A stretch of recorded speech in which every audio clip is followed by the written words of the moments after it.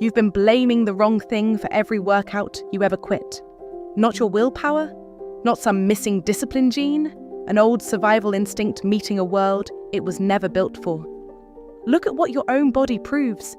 You are an endurance animal built across a long evolution to move, run, and cover ground for hours.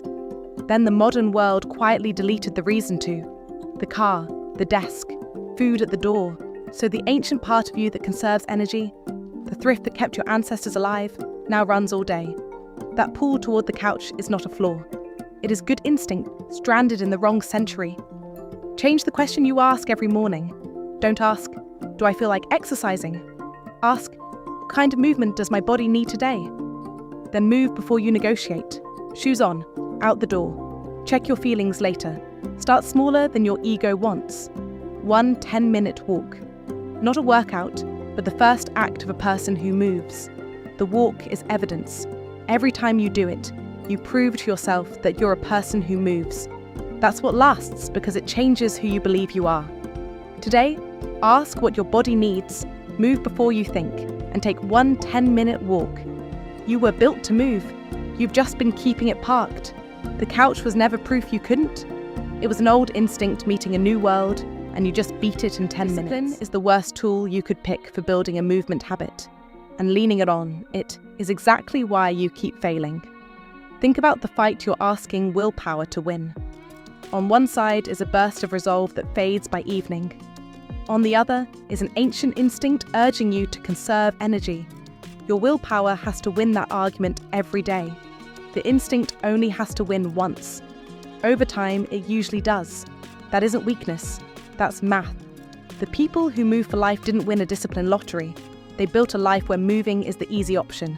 Stop asking how to get more motivated. Ask instead, what would make this happen even on a day I don't feel like it? 4 levers help. Make it necessary by tying your walk to something that already happens.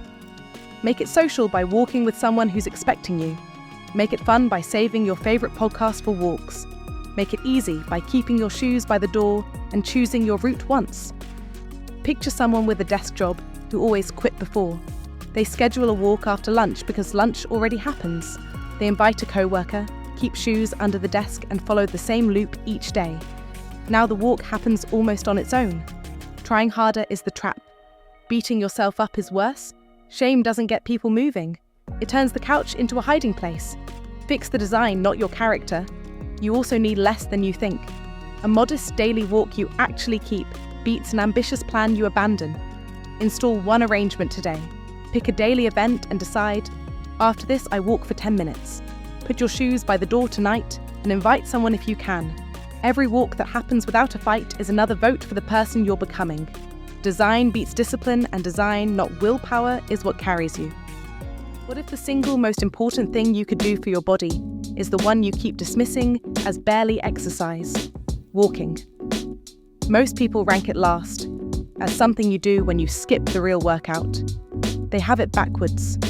Walking is the foundation everything else is built on. A brisk walk builds your aerobic base, helps strengthen the tissues that support future running, and does it gently enough that you can do it again tomorrow. Before you ever try to run, become a walker. Aim for about 30 minutes a day at a pace where you could talk but not sing. If that feels like too much, start with 10. Consistency matters more than the number.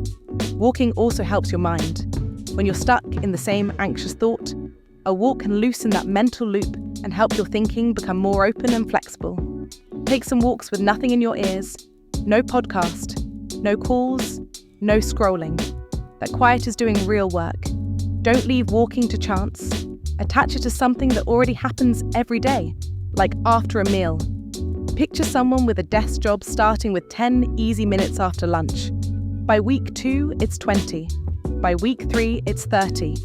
The habit grows because it has an anchor, not because motivation suddenly appeared. Maybe you're thinking walking is too gentle to matter. Don't judge it only by calories.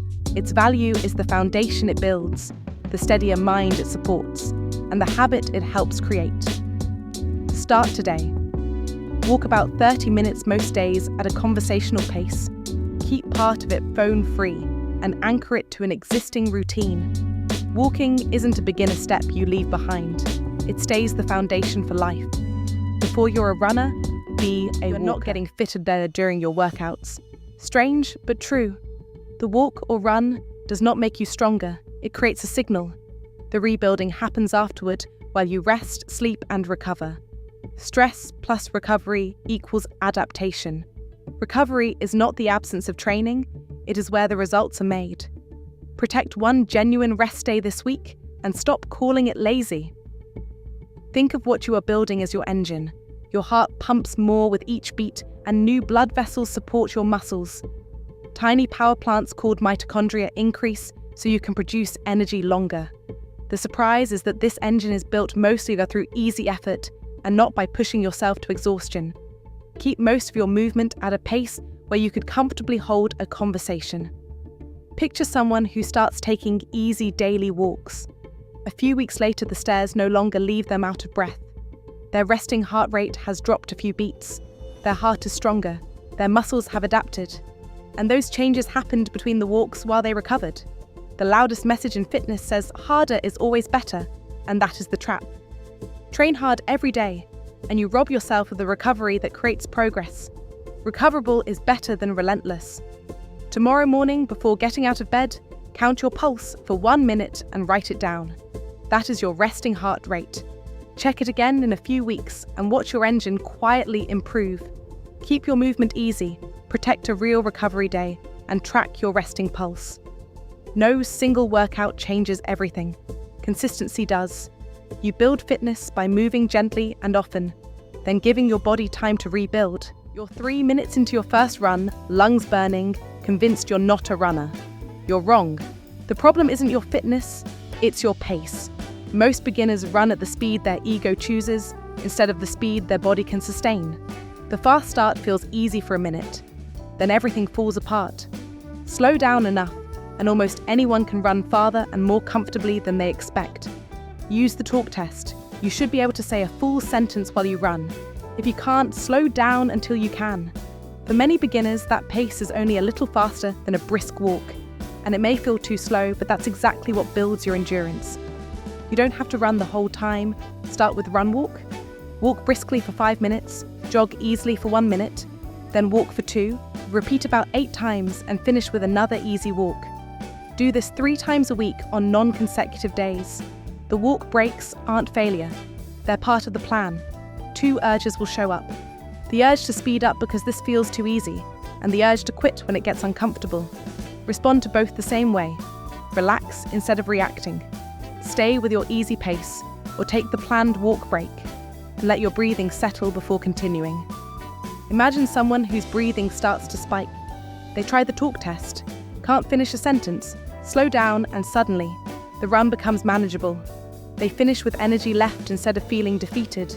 Run at talk test pace, use run walk, and hold back when your ego wants to surge. The pace that feels embarrassingly slow today is the one quietly building the engine that lets you run farther tomorrow. Slow now really does become fast later. 6 weeks from now, right when running finally feels good, is exactly when many beginners get hurt. Your heart and lungs adapt quickly, but your tendons, joints, and bones take much longer. After a few weeks, your engine feels ready, while the rest of your body is still catching up. Push too hard too soon, and that's when small aches can become real problems.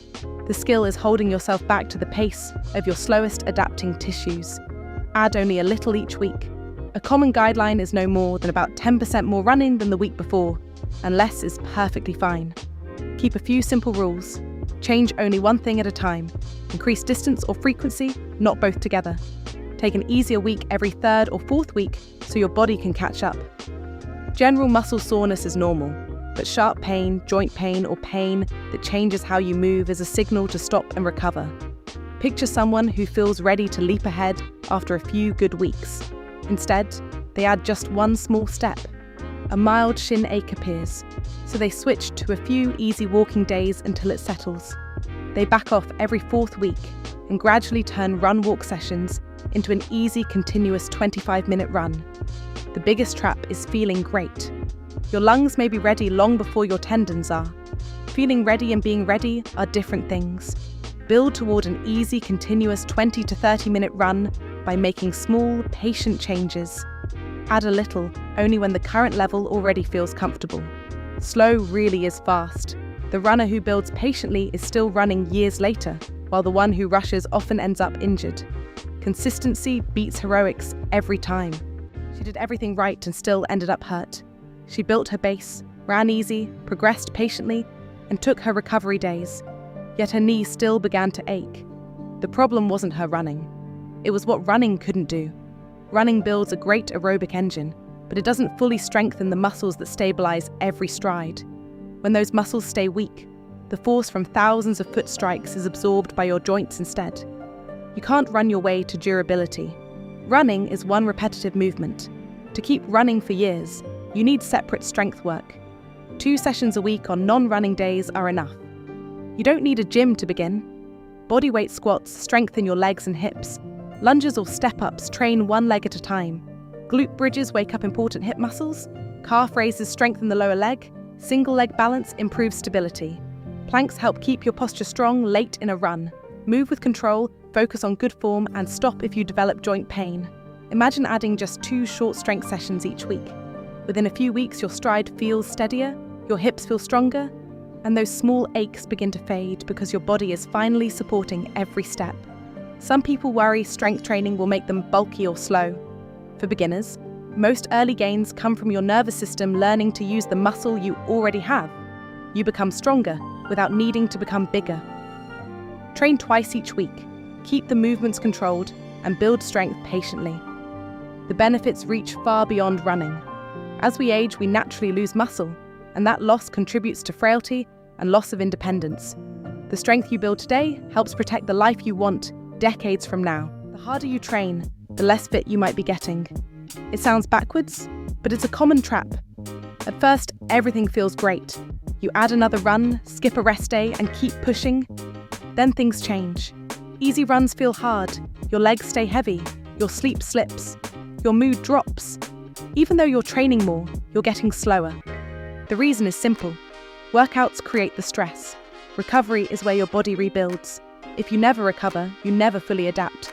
Recovery isn't avoiding training, it's the part where results are made. Protect a real rest day each week and avoid hard efforts on back-to-back days. Keep hard days hard and easy days easy. Build your recovery on purpose. Prioritize sleep because it's one of the most powerful recovery tools you have. Eat enough protein to help your body repair itself. On rest days, take an easy walk instead of doing nothing. Gentle movement often helps you bounce back. Learn to notice when you've pushed too far. Heavy legs, easy runs that suddenly feel difficult. Worse sleep, a shorter temper, frequent minor illnesses, or a resting heart rate that's several beats above your normal are all signs to slow down. Imagine someone who keeps adding more until those warning signs appear. Instead of pushing harder, they take a couple of easier days, sleep more, and recover. Within a week, they feel strong again because they protected their fitness instead of burying it. Protect your rest day, sleep well, eat enough, walk easily, listen when your body asks for recovery. Rest isn't laziness. Your whole life draws from the same recovery budget. The people who stay active for decades know when to push and when to step back. Decide what you want to still be able to do at 80, and you found the standard that should guide every workout today. Most people focus on lifespan, how long you live. Health span is different. It's how long you stay strong, capable, and independent. The goal isn't just adding years, it's adding good years. You'll naturally lose strength and capacity as you age, so the answer is to build extra now. Picture carrying groceries upstairs, getting off the floor easily, or lifting a grandchild at 80. Those abilities require a reserve you build long before you need it. Use one simple filter for every training decision. Does this serve the 80-year-old I'm building? Thinking about skipping strength? Future you needs it. Thinking about running through sharp pain? Future you needs healthy joints more than today's workout. Imagine someone choosing between chasing a fast time or building durable fitness. They choose patience because they're training for decades, not just this weekend. If old age feels far away, remember it's built one decision at a time. The reserve you'll rely on later is created now. Once your foundation is solid, You can add small amounts of harder work, like hills or short, relaxed pickups, while keeping easy days easy. Train for capability, not just performance. Build beyond today's minimum, so you'll have more to draw on later. If there were a medicine that improved your heart, muscles, brain, and independence the way regular movement can, it would be celebrated everywhere. The good news is that you've already started learning how to use it. Some people spend years trying to force themselves to exercise. Others simply become people who move. That difference changes everything. There are people who rely on motivation, count every workout, quit after life's first interruption, and start over every January. Then there are people who see movement as part of who they are. Methods can carry you for a season. Identity carries you for life. You don't choose that identity with words. You build it with evidence. Every walk you take and every easy run you finish becomes another vote for the kind of person you're becoming. Here's the part nobody talks about. You will fall off. Life gets busy. You might get sick, injured, or overwhelmed. That isn't failure. It's part of a long life. The people who keep moving aren't the ones who never stop. They're the ones who always restart. Restart smaller than your ego wants. Walk first. Rebuild gradually. Return to the routine that worked before. Lead with identity instead of guilt. You're not starting over from nothing. You're returning to who you are. Picture someone taking weeks away from training. Instead of giving up, they begin with short walks, slowly rebuild, and before long they're running again. The comeback is faster because the habit already has roots. Keep asking one simple question every morning: what kind of movement does my body need today? Some days the answer is a walk. Some days it's a run. Some days it's rest. The important part is answering honestly. Treat every session as evidence. Restart whenever life interrupts. Keep asking the daily question. You were built to move. Now you get to live like it.